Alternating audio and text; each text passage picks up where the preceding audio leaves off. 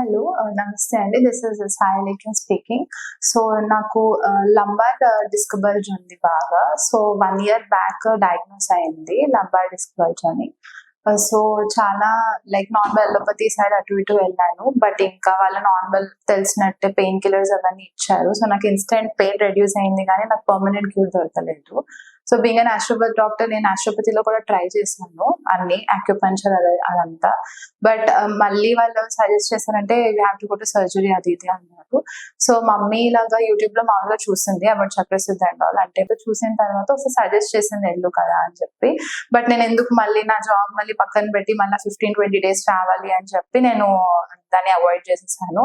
But later గా నేను చాలా ఇంక్రీజ్ అయిపోయింది. సో, మళ్ళీ రీసెంట్ ఎంఆర్ఐ తీసుకుంటే అప్పుడు తెలిసింది ఏంటంటే ఇంకా డిస్క్ బల్జ్ ఇంకా ఎక్కువైపోయి స్పైనల్ కార్డ్ ని మొత్తం కంప్రెస్ చేసేసింది అని తెలిసింది.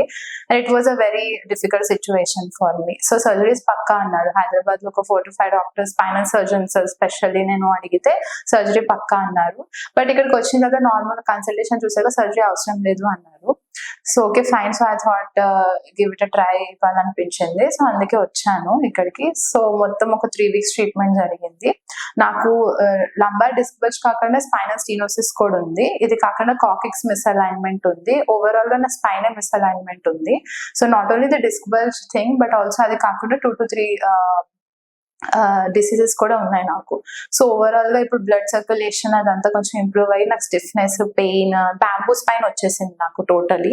సో, ఇప్పుడు ఏమైందంటే మొత్తం అదంతా తగ్గి కొంచెం ఫ్లెక్సిబుల్ అవ్వగలుగుతున్నా, ఫార్వర్డ్ బెండింగ్ అది చేయగలుగుతున్నాను. సో, ఇంప్రూవ్మెంట్ అయితే ఉంది. ముందు నాకు on scale of 1 to 10 basis లో నాకు 9.5, 9 వరకు ఉండేది pain. Now it came up to like 6 అలా వచ్చింది అనమాట. సో, ఒక 50 to 60% అయితే నాకు డిఫరెన్స్ తెలిసింది. ఇది కాకుండా you have to also control about your diet. Mainly మొత్తం వెజిటేరియన్ డైట్ తీసుకోవాలి, సాత్విక్ డైట్ తీసుకోవాలి. దీనివల్ల ఏంటంటే డీటాక్స్ అంతా అవుతుంది బాడీ. సో, ఏమైతే వాటర్ అదంతా ఎక్కువ తీసుకుంటామో దానివల్ల మొత్తం బాడీ కొంచెం రిలీజ్ అయ్యి కొంచెం మనకి ఏంటంటే స్టిఫ్నెస్ అదంతా తగ్గుతుంది. సో, ఆటోమేటిక్ గా pain is major symptom lumbar disc bulge. So, ఇది కాకుండా లంబార్ స్పాండిలోసిస్ కూడా ఉంది నాకు. సో, దాని వల్ల కొంచెం ఏంటంటే నాకు వాకింగ్ స్టైల్ కూడా అంతా మొత్తం అబ్నార్మల్ గేట్ వచ్చేసింది.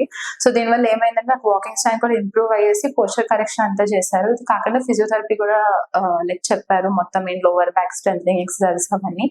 సో, ఓవరాల్ గా I recommend this. Like if you're having any pain management techniques కోసం ఏమైనా ఉండాలి అని అంటే మాత్రం I recommend Chakrasiddhi for you. Thank you.